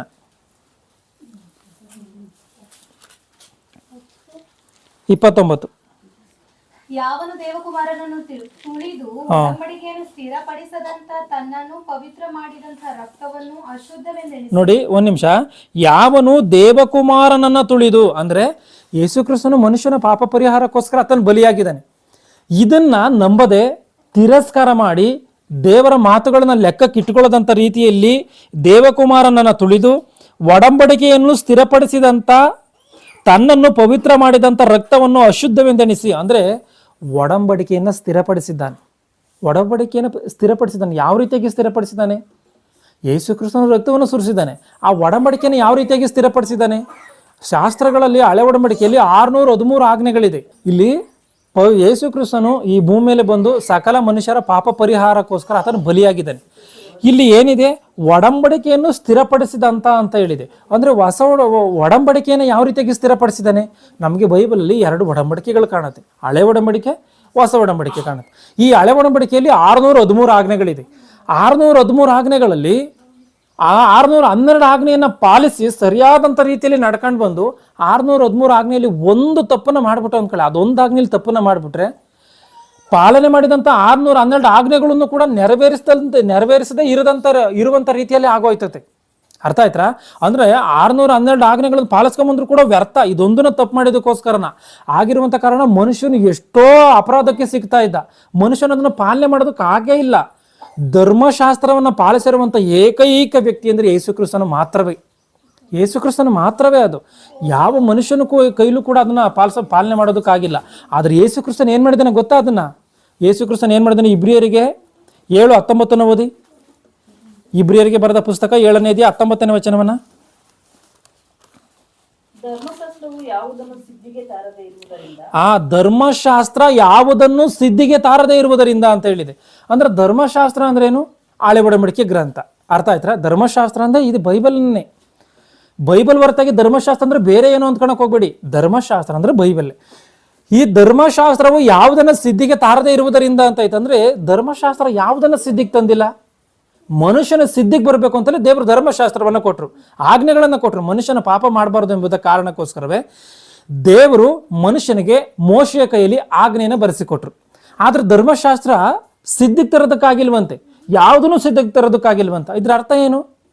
ಮನುಷ್ಯನ ಸಿದ್ಧಿಗೆ ಬರಬೇಕು ಅಂತೇಳಿ ದೇವರು ಧರ್ಮಶಾಸ್ತ್ರವನ್ನು ಕೊಟ್ಟರೆ ಧರ್ಮಶಾಸ್ತ್ರದ ಕೈಯಲ್ಲಿ ಸಿದ್ಧಿಗೆ ಬರೋದಕ್ಕಾಗಿಲ್ಲ ಎಂಬುದಾಗಿ ಈ ವಾಕ್ಯ ಬರೆಯಲ್ಪಟ್ಟಿದೆ. ಅಂದರೆ ತಪ್ಪು ಮನುಷ್ಯನದ್ದ, ಧರ್ಮಶಾಸ್ತ್ರದ್ದ? ಮನುಷ್ಯನದ್ದೇ ತಪ್ಪು, ಧರ್ಮಶಾಸ್ತ್ರದ್ದಲ್ಲ ತಪ್ಪು. ಯಾಕೆಂದ್ರೆ ಕಠಿಣವಾದಂಥ ಆಜ್ಞೆಗಳಿದ್ದು, ಆದ್ರೆ ಅದನ್ನು ಪಾಲನೆ ಮಾಡೋದಕ್ಕೆ ಮನುಷ್ಯನ ಕೈಯಲ್ಲಿ ಆಗಿಲ್ಲ. ಇವತ್ತು ನಾವು ಏನು ಅಂದ್ಕೊಂತೀವಿ ಅಂದರೆ, ಒಂದು ವೇಳೆ ಯಾವ ಮನುಷ್ಯನ ಕೈಯಲ್ಲಿ ಅದಾಗುತ್ತೆ ಪಾಪ ಮಾಡ್ದಲ್ಲೇ ಇರೋದಕ್ಕೆ? ಈ ಲೋಕದಲ್ಲಿ ಸುಳ್ಳು ಹೇಳ್ದಲ್ಲೇ ಇರೋದಕ್ಕಾಗುತ್ತಾ? ಮೋಸ ಮಾಡ್ದಲ್ಲೇ ಇರೋದಕ್ಕಾಗುತ್ತಾ? ಮಾತಿಗೆ ತಪ್ಪದಲ್ಲೇ ಇರೋದಕ್ಕಾಗುತ್ತಾ ಎಂಬುದಾಗಿ ನಾವು ಅಂದ್ಕೊಳ್ತೀವಿ. ಯಾವ ಮನುಷ್ಯನ ಕೈಯಲ್ಲೂ ಧರ್ಮಶಾಸ್ತ್ರನ ಪಾಲನೆ ಮಾಡೋದಕ್ಕಾಗಲ್ಲ ಎಂಬುದಾಗಿ ನಾವು ಅಂದ್ಕೊಳ್ತೀವಿ. ಆದರೆ ಯೇಸು ಕ್ರಿಸ್ತನು ಮಾನವ ಶರೀರದೊಂದಿಗೆ, ನಮ್ಮ ರೀತಿಯ ಶರೀರದೊಂದಿಗೆ ಧರ್ಮಶಾಸ್ತ್ರವನ್ನು ನೆರವೇರಿಸಿದ್ದಾನೆ ಅಂದರೆ ಇದು ಮನುಷ್ಯನಿಗೆ ಸಾಧ್ಯ. ಇದು ಮನುಷ್ಯನಿಗೆ ಸಾಧ್ಯ. ಅಂದ್ರೆ ನಮ್ಮ ಕೈಲಿ ಆಗದಲ್ಲೇ ಇರುವಂಥದ್ದನ್ನು ಯೇಸು ಕ್ರಿಸ್ತನ್ ಮಾಡಿದಾನಲ್ಲ, ಯೇಸು ಕ್ರಿಸ್ತನ್ ಮಾಡಿದ್ದಾನೆ ಅಂತಂದ್ರೆ ನಾವು ಮಾಡ್ಬೋದು. ಯಾಕೆಂದ್ರೆ ಯೇಸು ಕ್ರಿಸ್ತನ್ ಬಂದು ಮಾಡಿದ್ದು, ನೆರವೇರಿಸಿದ್ದು ನಮ್ಮ ಶರೀರದಲ್ಲಿ, ಇಂಥ ಶರೀರದಲ್ಲಿ ಇದ್ಕೊಂಡೇ ಮಾಡಿದ್ದಾನೆ. ಆತನು ಸುಳ್ಳು ಹೇಳಿಲ್ಲ, ಏನು ಮಾಡಿಲ್ಲ. ಯೋಹಾನ ಸುವಾರ್ತೆ 8ನೇ ಅಧ್ಯಾಯದಲ್ಲಿ ನೀವು ನನ್ನೊಳಗೆ ಪಾಪವನ್ನು ತೋರಿಸಿಕೊಡುವಂಥವ್ರು ನಿಮ್ಮಲ್ಲಿ ಯಾರಿದ್ದಾರೆ ಎಂಬುದಾಗಿ ಪಬ್ಲಿಕ್ಕಲ್ಲಿ ಆತನು ಸವಾಲು ಹಾಕಿದ್ದಾನೆ. ಆಲೋಚನೆ ಮಾಡಿ, ಇವತ್ತು ನಾವು ಯಾರಾದ್ರೂ ಹಂಗಂತ ಹೇಳೋದಕ್ಕೆ ಅಂತ ದಮ್ಮಿದೆಯಾ? ನಾನು ಏನು ತಪ್ಪು ಮಾಡಿದ್ರೆ ನೀವು ತೋರಿಸ್ರಿ ಎಂಬುದಾಗಿ ಹೇಳೋದಕ್ಕೆ ಸಾಧ್ಯನಾ? ಏನೋ ತಪ್ಪುಗಳನ್ನು ಮಾಡಿರ್ತೀವಿ, ಸುಳ್ಳು ಹೇಳಿರ್ತೀವಿ, ಮೋಸ ಮಾಡಿರ್ತೀವಿ, ಕೆಟ್ಟ ಆಲೋಚನೆ ಮಾಡಿರ್ತೀವಿ, ತಪ್ಪಾಗಿ ನಾವು ಬೈದಿರ್ತೀವಿ ಯಾರನ್ನ. ಅರ್ಥ ಆಯ್ತಾ? ಆಗ ಹಂಗೆ ಯಾರು ಕೂಡ ಧರ್ಮಶಾಸ್ತ್ರನ ಪಾಲನೆ ಮಾಡೋದಕ್ಕಾಗಿಲ್ಲ. ಧರ್ಮಶಾಸ್ತ್ರನ ಪಾಲನೆ ಮಾಡ್ಬೋದಾಗಿತ್ತು ಅಂದ್ರೆ ಮಾಡ್ಬೋದಾಗಿತ್ತು ಖಂಡಿತವಾಗಿ. ಯಾಕಂದ್ರೆ ಯೇಸು ಕ್ರಿಸ್ತನ್ ಮಾಡಿದ್ದಾನೆ ಅಂದ್ರೆ ಎಲ್ಲರೂ ಮಾಡಲೇಬೋದಾಗಿತ್ತು, ಆದರೆ ಮನುಷ್ಯನ ಮಾಡಿಲ್ಲ. ಯೇಸು ಕ್ರಿಸ್ತನ್ ಅದನ್ನು ಮಾಡಿದ್ದಾನೆ. ಅಂದ್ರೆ ಯಾವಾಗ ಮನುಷ್ಯನ ಇದನ್ನು ಪಾಲನೆ ಮಾಡೋದಕ್ಕಾಗ್ಲಿಲ್ವೋ ಅದಕ್ಕೆ ಇಲ್ಲಿ ವಾಕ್ಯ ಬರೆಯಲ್ಪಟ್ಟಿದೆ, ಧರ್ಮಶಾಸ್ತ್ರವು ಯಾವುದನ್ನು ಸಿದ್ಧಿಗೆ ತಾರದೇ ಇರುವುದರಿಂದ. ಓದಿ ಅಂಟೆ ಅದು. ಮೊದಲಿದ್ದಂತ ಹಳೆ ಒಡಂಬಡಿಕೆ ನಿಯಮವು ನಿರ್ಬಲವಾಗಿ ಅಂದ್ರೆ ಮನುಷ್ಯನ ಅದನ್ನು ಪಾಲನೆ ಮಾಡೋದಕ್ಕಾಗ್ಲಿಲ್ವಾ, ಅದಕ್ಕೆ ಧರ್ಮಶಾಸ್ತ್ರ ನಿರ್ಬಲವಾಗಿಯೂ ನಿಷ್ಪ್ರಯೋಜನ ಅಂದ್ರೆ ಪ್ರಯೋಜನವೇ ಇಲ್ಲ. ದೇವ್ರ ಧರ್ಮಶಾಸ್ತ್ರವನ್ನು ಮನುಷ್ಯನ ಪರಿಶುದ್ಧನಾಗಿರ್ಲಿ ಅಂತ ಹೇಳಿ ಕೊಟ್ರೆ ಮನುಷ್ಯನಿಗೆ ಅದರಿಂದ ಯಾವ ಪ್ರಯೋಜನ ಆಗಲಿಲ್ಲ. ಯಾಕೆ? ಮನುಷ್ಯನ ಅದನ್ನು ಪಾಲಿಸ್ಲಿಲ್ಲ ಅಷ್ಟೇ, ಪಾಲಿಸಕ್ಕಾಗಲಿಲ್ಲ ಇವನ ಕೈಲಿ. ಪಾಪ ಅನ್ನುವಂಥದ್ದು ಅತಿಯಾಗಿ ಬೆಳೆದೋಯ್ತು. ಮನುಷ್ಯನಿಗೆ ಪಾಪವನ್ನು ಮಾಡೋದನ್ನು ಬಿಟ್ಟು ಇರೋದಕ್ಕೆ ಆಗ್ತಾ ಇಲ್ಲ. ಬಲಿಗಳನ್ನು ಅರ್ಪಣೆ ಮಾಡ್ತಾನೆ, ಪಾಪ ಮಾಡ್ತಾನೆ, ಬಲಿಗಳನ್ನು ಅರ್ಪಣೆ ಮಾಡ್ತಾನೆ, ಪಾಪ ಮಾಡ್ತಾನೆ. ಬರೀ ಇದೇ ಆಗೋಯ್ತು. ಮುಂದೆ ಓದಿ. ನಿರ್ಬಲವಾಗಿಯೂ ನಿಷ್ಪ್ರಯೋಜಕವಾಗಿಯೂ ಇದ್ದು ರದ್ದಾಗಿ ಹೋಯಿತು. ಯಾರು ರದ್ದು ಮಾಡಿದ್ರು? ಹಳೆ ಒಡಂಬಡಿಕೆ ಧರ್ಮಶಾಸ್ತ್ರ, ಹಳೆ ಒಡಂಬಡಿಕೆ ಪುಸ್ತಕ ರದ್ದಾಗಿ ಹೋಯ್ತಾ? ಹಳೆ ಒಡಂಬಡಿಕೆ ರದ್ದಾಗಿ ಹೋಗಿದೆ. ಅದಕ್ಕೇನೇ ಯೋಹಾನ ಸುವಾರ್ತೆಯಲ್ಲಿ ನಾವು ಕೃಪೆಗೆ ಅಧೀನರೇ ಹೊರತು ಧರ್ಮಶಾಸ್ತ್ರಕ್ಕೆ ಅಧೀನರಲ್ಲ ಎಂಬುದಾಗಿದೆ. ಅರ್ಥ ಆಯ್ತಾ? ಆತನು ಶಿಲುಬೆ ಮೇಲೆ ಆಗಲೇ ಒಂದು ಹಾಡನ್ನ ಆಡ್ತಾರೆ, ನೀವು ಸರಿಯಾಗಿ ಗಮನಿಸಿದ್ರ, ನಮ್ಮ ಮೇಲೆ ದೋಷಾರೋಪಣೆ ಮಾಡಿದಂಥ ಪತ್ರವನ್ನು ಶಿಲುಬೆ ಮೇಲೆ ಜಡಿದು ಇಲ್ಲದಂತಾಗಿ ಮಾಡಿದನು ಎಂಬುದಾಗಿದೆ. ಅಂದರೆ ಯೇಸು ಕ್ರಿಸ್ತನ ಏನು ಮಾಡಿದ್ದಾನೆ? ಹಳೆ ಒಡಂಬಡಿಕೆ ಧರ್ಮಶಾಸ್ತ್ರವನ್ನು ನೆರವೇರಿಸಿ ಆತನ ಇಲ್ಲದಂಥ ರೀತಿಯಲ್ಲಿ ಮಾಡಿದ್ದಾನೆ. ಇವತ್ತು ನಾವು ಹಳೆ ಒಡಂಬಡಿಕೆ ಧರ್ಮಶಾಸ್ತ್ರಕ್ಕೆ ಅಧೀನರಲ್ಲ ನಾವು. ಯಾಕಂದ್ರೆ ಆ ರೀತಿಯಾಗಿ ಅಧೀನರಾಗಿದ್ರೆ ಬಲಿಗಳಿರ್ಬೇಕಾಗಿತ್ತು, ಶುದ್ಧಾಚಾರಗಳಿರ್ಬೇಕಾಗಿತ್ತು. ಅರ್ಥ ಆಯ್ತಾ? ಆದ್ರೆ ಇವತ್ತು ಬಲಿಗಳಿಲ್ಲ, ಶುದ್ಧಾಚಾರಗಳಿಲ್ಲ, ಸ್ನಾನ ಮಡಿಗಳಿಲ್ಲ, ದೇವರ ಆಲಯವೇ ಇಲ್ಲ ಅಂತ ಅಂದ್ರೆ ಎಲ್ಲವನ್ನ ದೇವರು ಏನ್ ಮಾಡಿದ್ದಾನೆ? ಯೇಸು ಕ್ರಿಸ್ತನ ರದ್ದುಗೊಳಿಸಿ ಮಾರ್ಪಡಿಸಿದ್ದಾನೆ.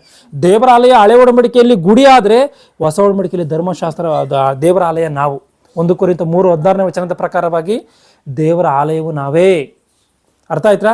ಹಳೆ ಒಡಂಬಡಿಕೆಯಲ್ಲಿ ಪಾಪ ಮಾಡಿದ್ದಕ್ಕೋಸ್ಕರ ನಾವು ಬಲಿಗಳನ್ನು ಅರ್ಪಣೆ ಮಾಡಬೇಕಾಗಿತ್ತು. ಅಂದ್ರೆ ಹೊಸ ಒಡಂಬಡಿಕೆಯಲ್ಲಿ 1 ಯೋಹಾನ 1:9ನೇ ವಚನದ ಪ್ರಕಾರವಾಗಿ ಯೇಸು ಕ್ರಿಸ್ತನ ಹೆಸರ ಮೇಲೆ ನಂಬಿಕೆ ಇಟ್ಟು ನಾವು ಪಾಪ ಕ್ಷಮಾಪಣೆಯನ್ನು ಕೇಳ್ಕೊಂಡ್ರೆ ಅವನು ಪಾಪ ಪರಿಹಾರ ಆಗೋಗಿ ಹೋಗುತ್ತೆ.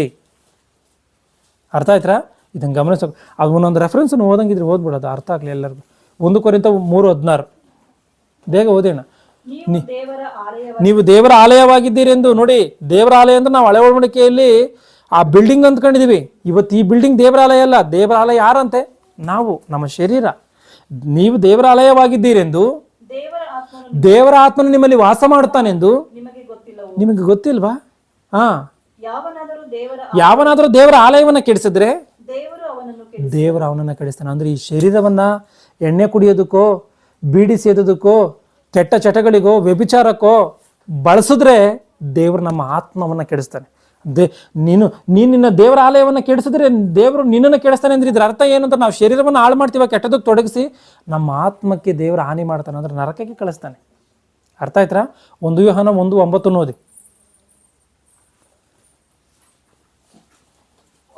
ನಮ್ಮ ಪಾಪಗಳನ್ನು ಒಪ್ಪಿಕೊಂಡು ಅರಿಕೆ ಮಾಡಿದರೆ ಆತ ನಂಬಿಗಸ್ತನು ನೀತಿವಂತನು ಆಗಿರುವಂತ ಕಾರಣ ನಮ್ಮ ಪಾಪಗಳನ್ನು ಪರಿಹರಿಸಿ ಕ್ಷಮಿಸಿ ಸಕಲ ನೀತಿಯನ್ನು ಪರಿಹರಿಸಿ ಶುದ್ಧಿ ಮಾಡುವನು. ಆದ್ರೆ ಹಳೆ ಒಡಂಬಡಿಕೆಯಲ್ಲಿ ನೀನು ಪಾಪ ಮಾಡಿದ್ಯಾ, ಬಲಿಗಳನ್ನು ಕೊಯ್ಯು, ಮೇಕೆಗಳನ್ನು ಕೊಯ್ಯು, ಕುರಿಗಳನ್ನು ಕೊಯ್ಯು, ಪ್ರಾಣಿ ಪಕ್ಷಿಗಳನ್ನು ಕೊಯ್ಯು, ಹೋಗಲಿ. ನಿನ್ನಲ್ಲಿ ಏನು ಇಲ್ಲ ಅಂದ್ರೆ ಗೋಧಿ ಹಿಟ್ಟನ್ನು ತಗೊಂಡುಕೊಂಡು ಹೋಗಿ ನೀನು ಯಜ್ಞವನ್ನು ಮಾಡಬೇಕಾಯಿತು. ಆದರೆ ಹೊಸ ಒಡಂಬಡಿಕೆಯಲ್ಲಿ ಹಂಗಲ್ಲ. ಏನಿದೆ? ನನ್ನ ಪಾಪಗಳನ್ನು ದೇವರೇ ನಾನು ತಪ್ಪನ್ನು ಮಾಡಿದ್ದೇನೆ ಅಂತೇಳಿ ಅವನು ಒಪ್ಕೊಂಡು ಮಾನಸಾಂತರ ಪಡುವಂಥದ್ದಾದ್ರೆ ದೇವ್ರು ಖಂಡಿತವಾಗ್ಲೂ ಕ್ಷಮಿಸ್ಬಿಡ್ತಾನೆ. ಅದು ದೇವರ ವಾಕ್ಯ ಹೇಳುವಂಥ ಸತ್ಯ. ಅರ್ಥ ಆಯ್ತಾ? ಅದನ್ನೇ ಇಲ್ಲಿ ಇಬ್ರಿಯರಿಗೆ ಬರೆದ ಪುಸ್ತಕದಲ್ಲಿ ಮತ್ತೆ ಬಂದ್ಬಿಡಿ ವಾಪಸ್ ಅಲ್ಲಿಗೆ 10:29 ಅಲ್ಲಿರುವಂಥ ಮಾತನ್ನು ಗಮನಿಸಿ. ಈಗ ಯಾವನು ದೇವಕುಮಾರನನ್ನು ತುಳಿದು ಒಡಂಬಡಿಕೆಯನ್ನು ಸ್ಥಿರಪಡಿಸಿದಂತ ಯೇಸು ಕ್ರಿಸ್ತನು ಒಡಂಬಡಿಕೆಯನ್ನು ಸ್ಥಿರಪಡಿಸಿದ್ದಾನೆ. ಅಂದ್ರೆ ನೀವು ಹಳೆ ಒಡಂಬಡಿಕೆ ನಿಮ್ಮಲ್ಲಿ ಪಾಲಿಸಕ್ಕಾಗಲ್ಲ ಕಣಪ್ಪ, ಹೊಸ ಒಡಂಬಡಿಕೆಯನ್ನು ಪಾಲಿಸ್ರಿ ಎಂಬುದಾಗಿ, ಆ ಹೊಸ ಒಡಂಬಡಿಕೆ ಮಾತ್ರವೇ ಎಂಬುದಾಗಿ ಆತನು ಸ್ಥಿರಪಡಿಸಿದ್ದಾನೆ. ಹೊಸ ಒಡಂಬಡಿಕೆಯನ್ನು ಸ್ಥಿರಪಡಿಸಿ, ಒಡಂಬಡಿಕೆಯನ್ನು ಸ್ಥಿರಪಡಿಸಿ ತನ್ನನ್ನು ಪವಿತ್ರ ಮಾಡಿದಂಥ ರಕ್ತವನ್ನ ನಾವು ಪವಿತ್ರರಾಗುವುದಕ್ಕೆ ಕಾರಣ ಏನು? ಯೇಸು ಕ್ರಿಸ್ತನ ರಕ್ತ. ಅರ್ಥ ಆಯ್ತಾ? ಯೇಸು ಕ್ರಿಸ್ತನ ರಕ್ತ. ಯೇಸು ಕ್ರಿಸ್ತನ ತನ್ನ ರಕ್ತವನ್ನು ಕೊಟ್ಟು ನಮ್ಮನ್ನು ಕೊಂಡುಕೊಂಡಿದ್ದಾನೆ. ಇದು ಗೊತ್ತಿದೆಯಾ? 1 ಕೊರಿಂಥ 6:20 ಓದು. 1 ಕೊರಿಂಥ 6:20. ನೀವು ನಿಮ್ಮ ಸ್ವಂತ ಸೊತ್ತಲ್ಲ. ನೀವು ನಿಮ್ಮ ಸ್ವಂತ ಸೊತ್ತಲ್ಲ. ನಾವು ಅಂದ್ಕೊಂಡಿದ್ದೀವಿ, ನಾವೇನು ಅಂದ್ಕೊಂಡಿದ್ದೀವಿ, ನಮ್ಮ ಕೈ ನಮ್ಮ ಕಾಲು ಇಷ್ಟಾನುಸಾರವಾಗಿ ಜೀವಿಸ್ಬೋದು ಅಂದ್ಕೊಂಡಿದ್ದೀವಿ. ನೀವು ನಿಮ್ಮ ಸ್ವಂತ ಸೊತ್ತಲ್ವಂತೆ. ಯಾರು ಸೊತ್ತು? ಕ್ರಯಕ್ಕೆ ಕೊಳ್ಳಲ್ಪಟ್ಟವ್ರಂತೆ. ಮತ್ತೆ ಯಾರು ಕೊಂಡ್ಕೊಂಡಿದ್ದಾರೆ ನಮ್ಮನ್ನ? ಓದಿ. ಆದ ಕಾರಣ ನಿಮ್ಮ ದೇಹದಲ್ಲಿ ದೇವರ ಪ್ರಭಾವವನ್ನು ಪ್ರಕಾಶಪಡಿಸಿ. ಅರ್ಥ ಆಯ್ತಾ? ನಾವು ನಮ್ಮ ಸ್ವಂತ ಸೊತ್ತಲ್ಲ, ನಮ್ಮನ್ನು ಕೊಂಡ್ಕೊಂಡಿದ್ದಾರೆ ಯಾರು? ಯೇಸು ಕ್ರಿಸ್ತನ ತನ್ನ ರಕ್ತವನ್ನು ಇಟ್ಟು ಕೊಂಡ್ಕೊಂಡಿದ್ದಾನೆ. ಅರ್ಥ ಆಯ್ತಾ? ಆ ದೇವರ ಪ್ರಭಾವವನ್ನು ಪ್ರಕಾಶಪಡಿಸ್ಬೇಕಂತ ನಮ್ಮ ದೇಹದಲ್ಲಿ. ಆಲೋಚನೆ ಮಾಡಿ. ತನ್ನನ್ನು ಪವಿತ್ರ ಮಾಡಿದಂಥ ರಕ್ತವನ್ನು ಅಶುದ್ಧವೆಂದೆಣಿಸಿ ದೇವರ ಕೃಪಾವರವಾಗಿರುವ ಆತ್ಮನನ್ನ ತಿರಸ್ಕಾರ ಮಾಡಿದ್ದಾನೋ. ಇಬ್ರಿಯರಿಗೆ 10:29 ಯಾರು ದೇವರ ಆತ್ಮನನ್ನು ತಿರಸ್ಕಾರ ಮಾಡಿದ್ದಾನೋ, ದೇವರ ಕೃಪಾವರವಾಗಿರುವ ಆತ್ಮನನ್ನ ತಿರಸ್ಕಾರ ಮಾಡಿದ್ದಾನೋ, ಅವನು ಇನ್ನೂ ಎಷ್ಟೋ ಕ್ರೂರವಾದ ದಂಡನೆಗೆ ಪಾತ್ರನಾಗಬೇಕೆಂಬುದನ್ನು ಯೋಚಿಸಿರಿ. 10:29 ಓದಿ ಮನಸ್ಸೆ. ದೇವಕುಮಾರನನ್ನು ತುಳಿದು ಒಡಂಬಡಿಕೆಯನ್ನು ಸ್ಥಿರಪಡಿಸಿದಂತ ತನ್ನನ್ನು ಪವಿತ್ರ ಮಾಡಿದಂತ ರಕ್ತವನ್ನು ಅಶುದ್ಧವೆಂದೆಣಿಸಿ ದೇವರ ಕೃಪಾವರ ಯಾವುದು? ದೇವರ ಕೃಪಾವರ ಯಾವುದು? ಆತ್ಮ. ಅಪೊಸ್ತಲರು 2:38 ಓದ್ಕೊಂಡವಲ್ಲ, ದೀಕ್ಷಾ ಸ್ನಾನ ಮಾಡಿಸ್ಕೊಳ್ರಿ, ಪವಿತ್ರಾತ್ಮ ದಾನ ಮಾಡಲ್ಪಡ್ತತೆ ಅಂತ. ಈ ಪವಿತ್ರಾತ್ಮನ ದಾನವನ್ನು ನಾವು ತಿರಸ್ಕಾರ ಮಾಡುವಂಥದ್ದಾದ್ರೆ ಇನ್ನೂ ಎಷ್ಟೋ ಹೆಚ್ಚಿನದಂಥ ದಂಡನೆಗೆ ನಾವು ಹೊಣೆ ಆಗ್ತೀವಂತೆ. ಅರ್ಥ ಆಗ್ತಾ ಇದ್ರಾ? ಅಂದ್ರೆ ಪವಿತ್ರಾತ್ಮನ ಎಷ್ಟು ಇಂಪಾರ್ಟೆಂಟ್ ಗಮನಿಸಿ. ಪವಿತ್ರಾತ್ಮನ ಸಹಾಯ ಎನ್ನುವಂಥದ್ದು, ಪವಿತ್ರಾತ್ಮನ ಅನ್ಯೋನ್ಯತೆ ಎನ್ನುವಂಥದ್ದು ಅಷ್ಟು ಇಂಪಾರ್ಟೆಂಟ್. ಪವಿತ್ರಾತ್ಮನ ಅನ್ಯೋನ್ಯತೆ ಎನ್ನುವಂಥದ್ದು ಬೇಕೇ ಬೇಕು. ಪರಿಶುದ್ಧಾತ್ಮ ಇಲ್ಲದ್ರೆ ರಕ್ಷಣೆ ಇಲ್ಲ. ಅರ್ಥ ಆಯ್ತಾ? ಯಾಕೆಂದ್ರೆ ನಾವೆಲ್ಲರೂ ತಪ್ಪನ್ನ ಮಾಡ್ತೀವಿ. ಈಗ ನಾವು ದೀಕ್ಷಾಸ್ನಾನ ತಗೊಂಡ್ಮೇಲೆ ಅವು ಯಾವ ತಪ್ಪನ್ನು ಮಾಡದಂಥ ರೀತಿಯಲ್ಲಿ ಬದುಕ್ತೀವ? ದೀಕ್ಷಾಸ್ನಾನ ಮಾಡಿಸ್ಕೊಂತೀವಿ, ಮಾನಸಾಂತರ ಪಡ್ತೀವಿ, ದೀಕ್ಷಾಸ್ನಾನ ಮಾಡಿಸ್ಕೊಂತೀವಿ. ಆದ್ರೆ ಯಾವತ್ತೂ ನಾವು ಸಾಯೋವರೆಗೂ ತಪ್ಪನ್ನೇ ಮಾಡಲ್ವಾ? ಮಾಡ್ತೀವಿ. ಆ ಸಮಯದಲ್ಲಿ ನಾವು ತಪ್ಪನ್ನು ಮಾಡಿದ್ರು ಕೂಡ ಸಾಯ್ದಂಥ ರೀತಿಯಲ್ಲಿ, ಕೇಡು ಬರದಂಥ ರೀತಿಯಲ್ಲಿ, ದೇವ್ರು ನಮ್ಮನ್ನು ಶಿಕ್ಷೆ ಕೊಡದಂಥ ರೀತಿಯಲ್ಲಿ ಇದ್ದೀವಿ ಅಂದರೆ ಏನರ್ಥ? ಪವಿತ್ರಾತ್ಮ ನಮ್ಮೊಳಗೆ ಬೇಡ್ಕೊಂತ ಇದ್ದಾನೆ, ಸ್ವಾಮಿಯನ್ನು ಕ್ಷಮಿಸ್ಬಿಡು ಎಂಬುದಾಗಿ. ಅರ್ಥ ಆಯ್ತಾ? ರೋಮರು 8:26 ಓದ್ಕೊಂಡಂಥ ಮಾತು. ಅಂದರೆ ಪವಿತ್ರಾತ್ಮನ ನಮ್ಮೊಳಗೆ ಇದ್ದುಕೊಂಡು ನಮ್ಮ ಮಾಡಿದಂಥ ಪಾಪಕ್ಕೋಸ್ಕರ ಏನು ಮಾಡ್ತಾನೋ ಗೊತ್ತಾ? ಎಫೆಸ 4:30 ಓದಿ. ಎಫೆಸ 4:30.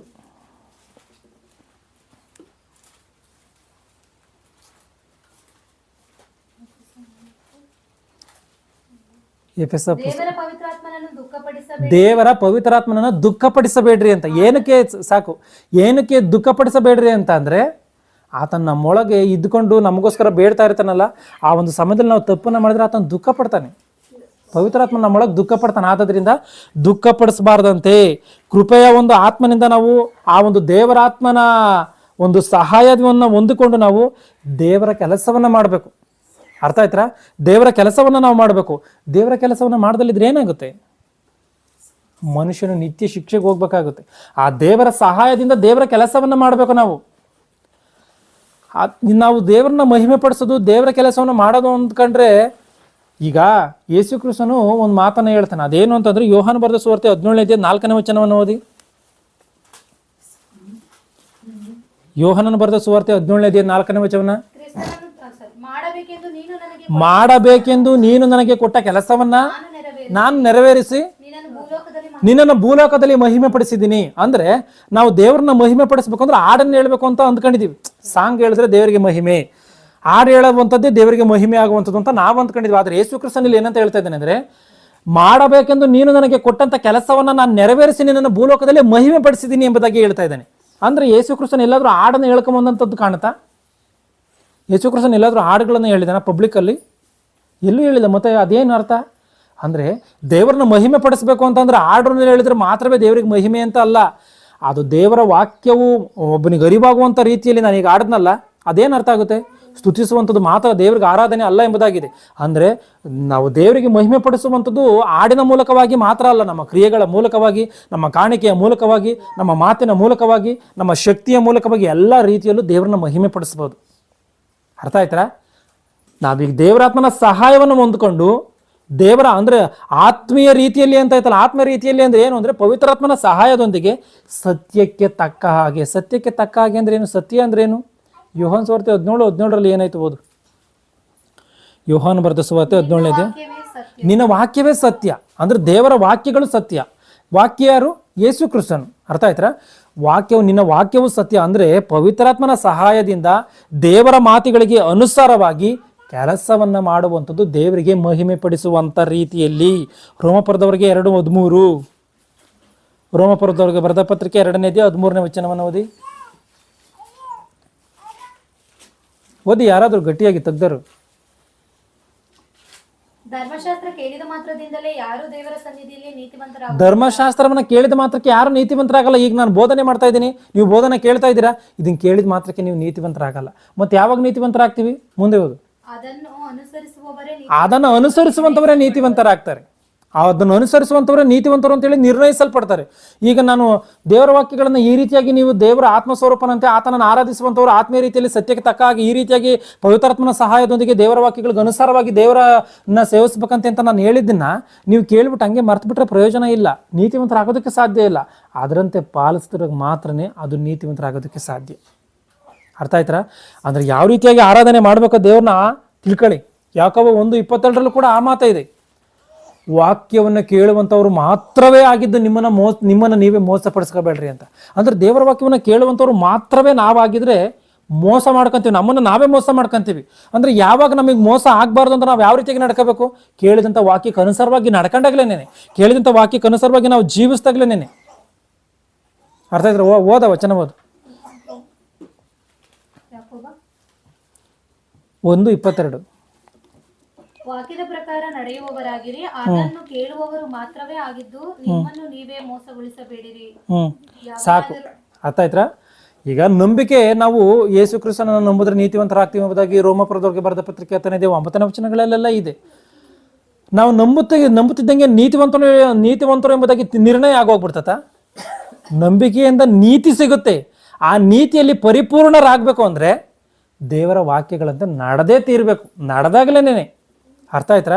ಈಗ ಯಾರೋ ಒಬ್ಬ ವ್ಯಕ್ತಿಯನ್ನು ನಾವು ಮೆಚ್ಕೋಬೇಕು ಅಂದ್ರೆ ಆತನ ನಾವು ಹೇಳಿದಂಥ ಕೆಲಸವನ್ನು ಮಾಡಿ ಮುಗಿಸಿದ ಮೇಲೆ ತಾನೆ ಮಾಡ್ತೀನಿ ಅಂತ ಹೇಳೋಣ. ಆತನ ಹಂಗೆ ಹೋದ್ರೆ ನಾವು ಯಾವ ರೀತಿಯಾಗಿ ಮೆಚ್ಕೊಂತೀವಿ? ಇವತ್ತು ಯಾವುದೋ ತಂದೆ ತಾಯಿಗಳಿದ್ದಾರೆ, ತಂದೆ ತಾಯಿಗಳಿಗೆ ಅಸ್ವಸ್ಥತೆ ಇದೆ, ಮಕ್ಕಳಾದಂಥವ್ರು ತಂದೆ ತಾಯಿಗಳನ್ನು ನೋಡ್ಕೋಬೇಕು.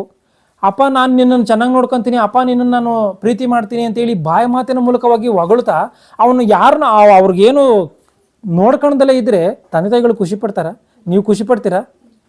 ನಿನ್ನ ಹೊಗಳಿಕೆ ಯಾರಿಗೆ ಬೇಕು ಮೊದಲು ನೋಡ್ಕ ಅಂತ ಹೇಳ್ತೀವಿ. ಆ ರೀತಿಯಾಗಿ ದೇವ್ರಿಗೆ ನಾನು ಏನೋ ಒಳ್ಳೆ ರೀತಿಯಾಗಿ ಬದುಕ್ತೀನಿ ಹಂಗೆ ಹಿಂಗೆ ಅಂತೇಳಿ ನಾವು ಬಾಯಿ ಮಾತನ್ನು ಹೇಳಿದ್ರೆ ಏನೂ ಪ್ರಯೋಜನ ಇಲ್ಲ. ಆ ಮಾತಿನಂತೆ ನಡ್ಕೊಂಡು ಅದನ್ನು ಮಾಡಿ ತೋರಿಸ್ದಾಗಲೇ ನಿನ್ನೆ ದೇವರು ಮೆಚ್ಕೊಳ್ಳುವಂಥದ್ದು. ಇಲ್ಲಾಂದ್ರೆ ಯಾವುದೇ ಕಾರಣಕ್ಕೂ ದೇವರು ಮೆಚ್ಕೊಳಲ್ಲ. ಅಂದರೆ ದೇವರ ಕೆಲಸವನ್ನು ಮಾಡಿ ಆರಾಧನೆಯನ್ನು ಸಮರ್ಪಣೆ ಮಾಡಬೇಕು. ಅಂದರೆ ನಾವು ಕೆಲಸದ ಮೂಲಕವಾಗಿ ದೇವರನ್ನ ಆರಾಧಿಸ್ಬೋದು, ಕ್ರಿಯೆಗಳ ಮೂಲಕವಾಗಿ ದೇವರನ್ನ ಆರಾಧಿಸ್ಬೋದು, ನಮ್ಮ ಮಾತುಗಳ ಮೂಲಕವಾಗಿ ದೇವರಿಗೆ ಆರಾಧಿಸ್ಬೋದು. ಅಂದರೆ ದೇವರಿಗೆ ಆರಾಧನೆ ಅಂದರೆ ಸ್ತೋತ್ರ ಸ್ತೋತ್ರ ಸ್ತೋತ್ರ ಅಂತ ಹೇಳುವಂಥದ್ದು ಮಾತ್ರ ಅಲ್ಲ. ಒಬ್ಬ ಪಾಪಿಗೆ ದೇವರ ಮಾತನ್ನು ಹೇಳ್ತೀವಿ ಅಂದ್ಕೊಳ್ಳಿ, ಅದು ದೇವರನ್ನ ಆರಾಧಿಸಿದಂಥ ರೀತಿಯಲ್ಲಿ. ಒಬ್ಬ ಪಾಪಿಗೆ ಸುವಾರ್ತೆ ಮುಟ್ಟೋದಕ್ಕೋಸ್ಕರ ಏನೋ ಒಂದು ಕರಪತ್ರಿಕೆಗಳು ಬೇಕು, ಇಲ್ಲ ಒಂದು ಮೀಟಿಂಗ್ನ ಅರೇಂಜ್ಮೆಂಟ್ ಮಾಡಿ ಅದನ್ನು ತಿಳಿಸ್ಬೇಕು ಅಂದರೆ ಅಲ್ಲಿ ನಿನ್ನ ಕಾಣಿಕೆ ಆಗಿರ್ಬೋದು, ಅಲ್ಲಿ ನಿನ್ನ ಶ್ರಮ ಆಗಿರ್ಬೋದು, ನಿನ್ನ ಅವಶ್ಯಕತೆಗಳು ಏನಿದೆಯೋ ಅಲ್ಲಿಗೆ ಹಾಕುವಂಥದ್ದಾಗಿರ್ಬೋದು. ಇದೆಲ್ಲವೂ ದೇವ್ರನ್ನ ಆರಾಧನೆ ಮಾಡಿದಂಥ ರೀತಿಯಲ್ಲಿ.